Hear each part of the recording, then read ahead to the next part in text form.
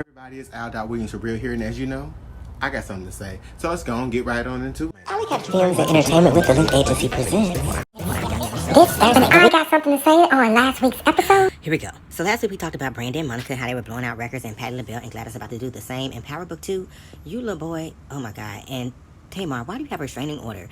And this voter suppression hasn't stopped, and we talked about how it's going to be long lines and how the Link Agency is going to have food if you're in Denton County and the Sabang. Okay, so Cal, are you really going to talk to the police before you kill 2 people? And how does Dummy get a Nobel Peace Prize nomination?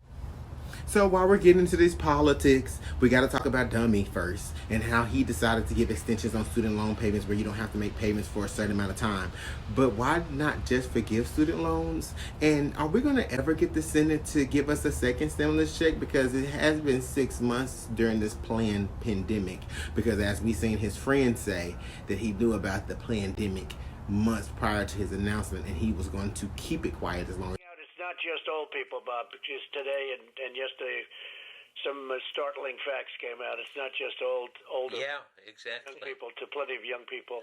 So what's going on give me a moment of talking to somebody, going through this with Fauci or somebody who kind of it caused a pivot in your mind, because it's clear just from what's on the public record that you went through a pivot on this to, oh my God, the gravity is almost inexplicable and unexplainable. Well, I think, Bob, really, to be honest with you, sure, I want you to. I wanted to always play it down. I still like playing it down. Yes, because I don't want to.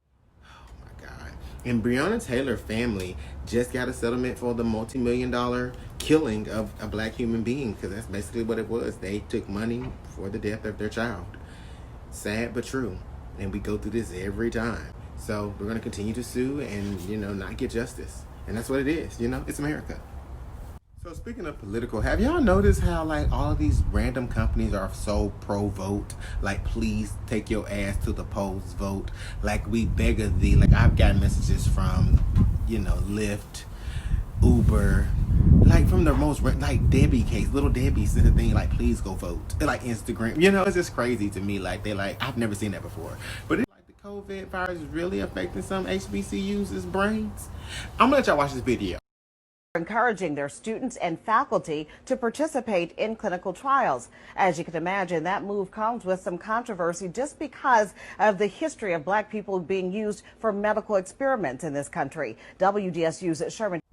Okay, so did you see how they're gonna do the same thing Tuskegee them did in that mistake? It might have been forced then, but it seems like it's planned now. So let's get into this celebrityism and this good old reality TV, real or fake. Well, even Marcel, the one that left Housewives of Atlanta, announced that Nene was suing Bravo with a few more good Judys of the Housewives franchises. Well, Nene clapped back and said, honey, that's not true. I have nothing to do with that lawsuit. We shall see. So,